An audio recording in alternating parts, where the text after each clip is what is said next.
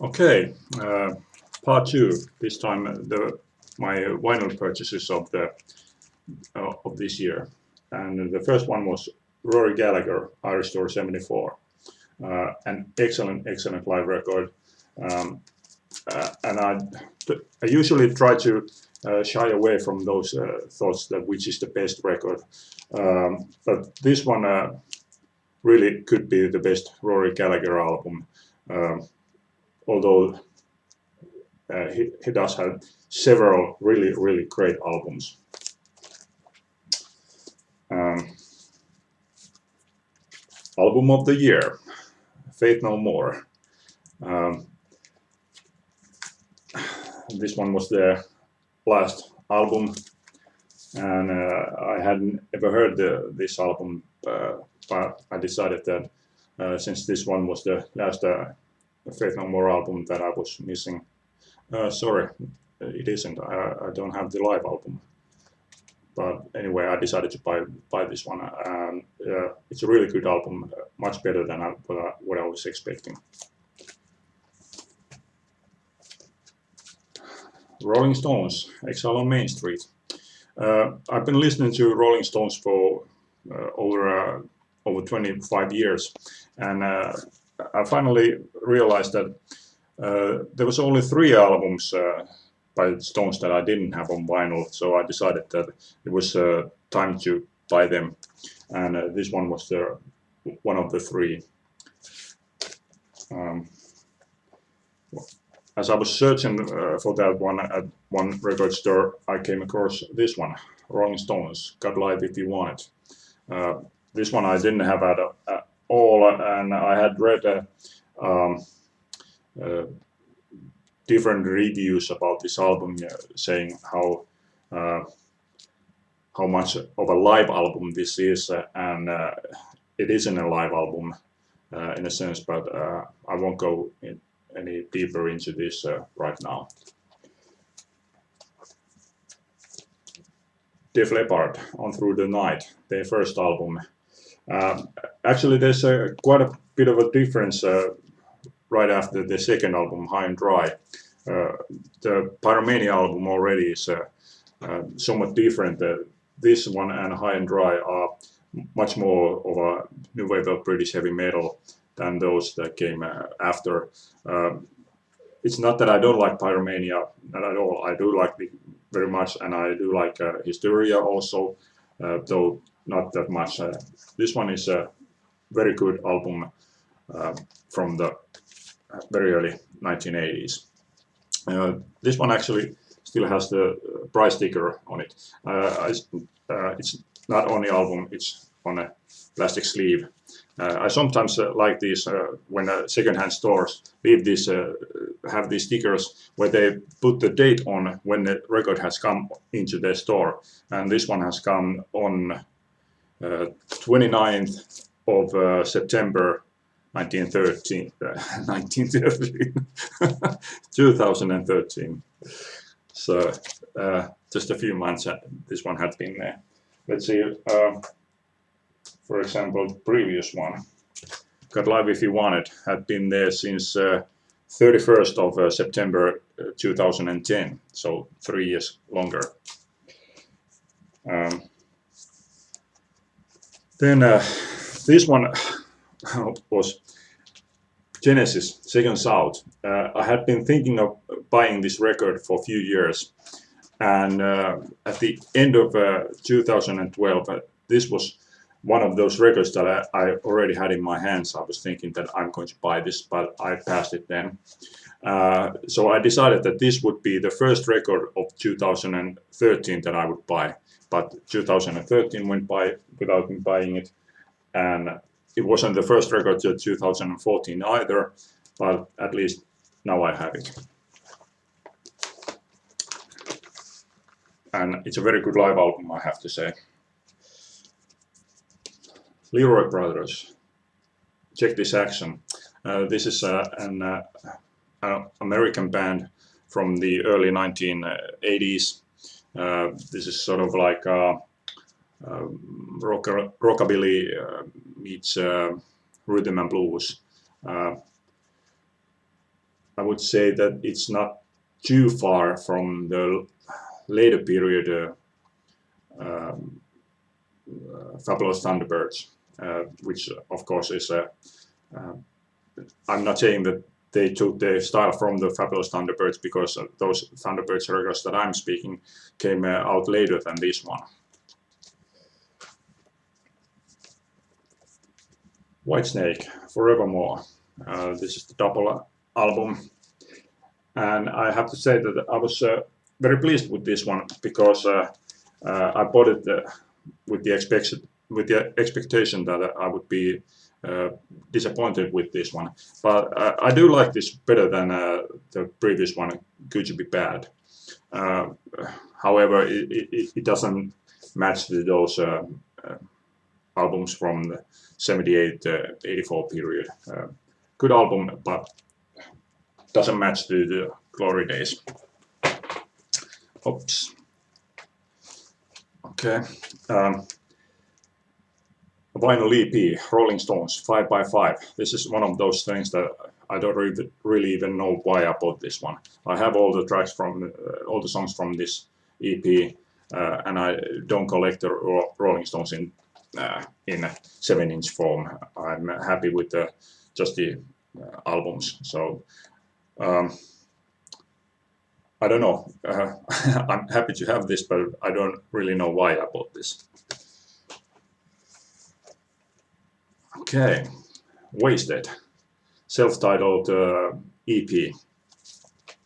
Wasted I got because I've bought several of the UFO albums. I decided that I want to get to know this one because obviously it's formed by the former UFO bass player Pete Way. He formed Fastway with Fast Eddie Clarke, but he had left that band before they made their first album, and then he formed this one. This one, I believe, is actually their second record. They made, I think, Vices was their first album, but I'm not that familiar with them, so I'm not sure. This could be the first one, but I believe this is the second one. Billy Joel, Glass Houses.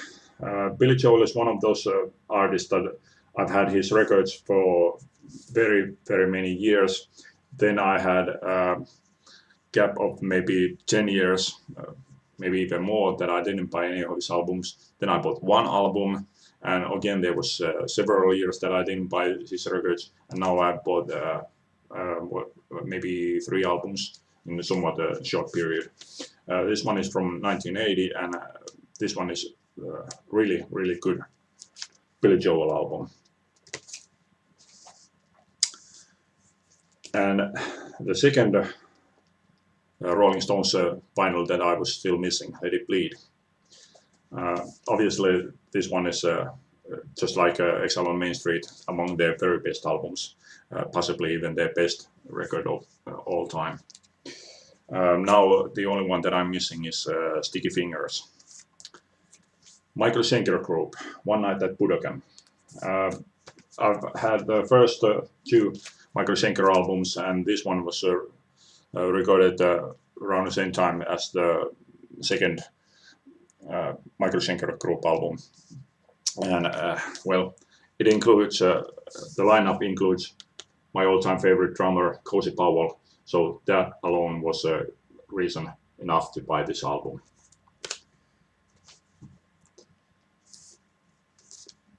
Van Halen, Different Kind of Truth. Well, this one includes David Lee Roth, so that was a good enough reason for me to buy this one. Actually, this one was a ridiculously expensive record, so that's why I didn't buy this at the time when it came out. Now I have got a massive discount on this one, so I got this one for very cheap, so it was a good time to get it. I haven't had time to listen to this, so I don't know what I'm going to think about it as far as the music goes. Def Leppard, Pyromania. I've had this one on a cassette for about 30 years.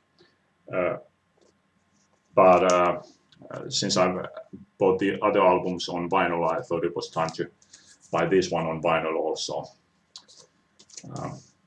Very pleased to get this one. The only downside is that it doesn't include lyrics. So far, at least, the only format that I have seen including lyrics is the cassette, which of course I've had. And one of the funny things, again, this was among my best finds, the Cure Entreat. And the thing is that, of course, I've had Entreat here on this triple CD version. So I didn't really need this one, but it was just one of those things that over the last year or so, it just overtook my mind that I had to have this on vinyl. So now that I found it, I feel very pleased, and yes, it is excellent, excellent. I don't know how many of you knows the backstory to this album. This one was actually originally released as a sort of a gift. I don't remember if it was at the HMV stores or Virgin Megastores, but this one was given as a gift to those customers who bought 2 or more Cure records. But many Cure fans complained that they already had everything, so they couldn't buy 2 records. So they felt that they had been done wrong. So this one was finally given an official release, and it climbed the charts. So it proves that there were plenty of Cure fans that really did have more or less everything by then. Hankenis Milkmen, ei parta pahoille kasva. This one was one of those happy accidents. I actually thought that this, like the band name says, Hankenis Milkmen, I thought this was a country band, but it turns out that this band is, the music is more similar to the Pogues. It doesn't have the Irish sound to them, but it does have a similar kind of folk music that's been tightened up or turned a bit more into rock format. So yes, I was very pleased to get this one.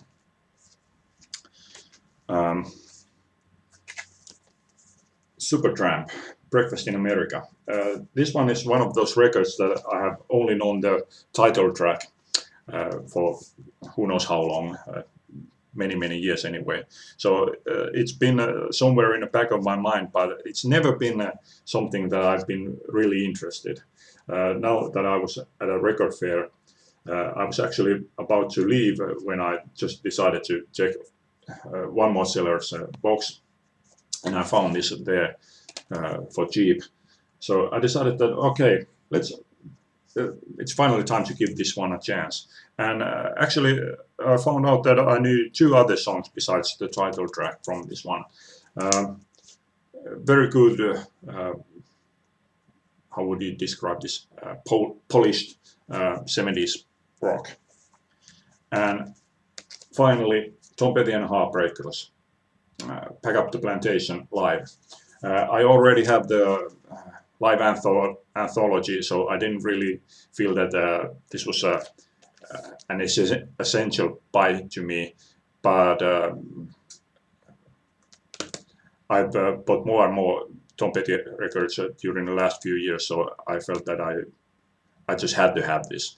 I prefer the live anthology to this one, but this one does have its charm also. I especially like the Insider, which is a duet with Stevie Nicks.